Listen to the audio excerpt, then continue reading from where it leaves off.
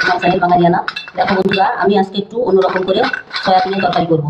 তার জন্য এখানে কিছুটা পরিমাণ সয়াবিন নিয়ে নিয়েছি। আর এখানে দেখো 4টে আলু যে খোসা ছাড়িয়ে নিয়েছি, এগুলো প্রেসার কুকারে দিয়ে একটা সিটি দিয়ে নেবো। এখানে দেখো লাগছে এক টুকরো লেবু। আর এখানে মশলাতে নিয়েছি জিরে ধনে, আর এখানে আছে আদা আর কাঁচা ঝাল। আর এখানে একটুখানি 5 ফোড়ন, 2টা এলাচ আর 1 টুকরো দারচিনি। এটা ভেজে নেব, ভেজে গুঁড়ো করে নেব।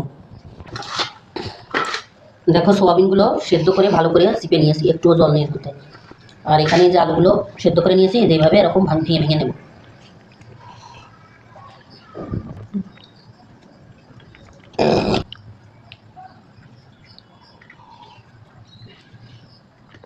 আর সোয়াবিনের ভেতরে প্রথমে একটুখানি লেবুর রস দিয়ে নেব। এর সাথে তোমাদের যদি টমেটো থাকে, একটু টমেটো গ্রেট করে নিয়ে মশলার সাথে দেবে, তাহলে আরও সুন্দর হবে। আমার আজকে টমেটো আনা নেই, তাই আমি দিতে পারলাম না। এর সাথে একটুখানি লবণ দেবো আর একটুখানি হলুদ দিয়ে এগুলোকে মেখে নেব। তেল গরম হয়ে গেছে, এবার সোয়াবিনগুলোকে দিয়ে দেবো।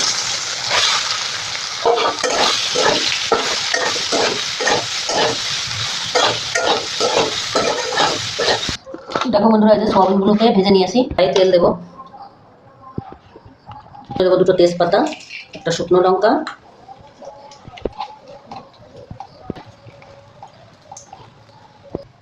সেটা 5 ফোড়ন দেবো আর কাঁচা ঝাল ছেট করে কিন্তু।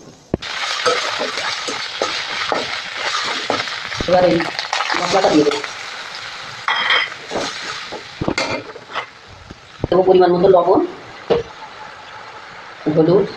আর যেহেতু এর মধ্যে লেবু দেওয়া আছে, আমি পরিমাণের থেকে একটুখানি বেশি চিনি দেবো, যাতে একটা টক মিষ্টি ফ্লেভার আসে। দিয়ে দেবো একটুখানি চিনি। আমরা এটা রাতে পরোটার সাথে খাবো, তার জন্য এই সোয়াবিনটা রান্না করছি। দেখো বন্ধুরা, মশলাটা সুন্দর করে কষিয়ে দিচ্ছি। এবার এদের সেদ্ধ করা আলু এগুলোকে দিয়ে দেবো।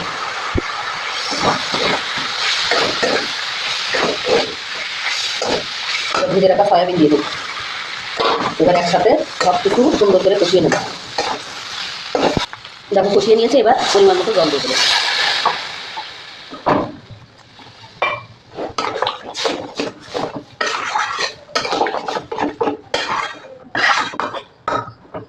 ঢাকা দিয়ে রাখবো। দেখো বন্ধুরা, সয়াবিনটা প্রায় হয়ে গেছে।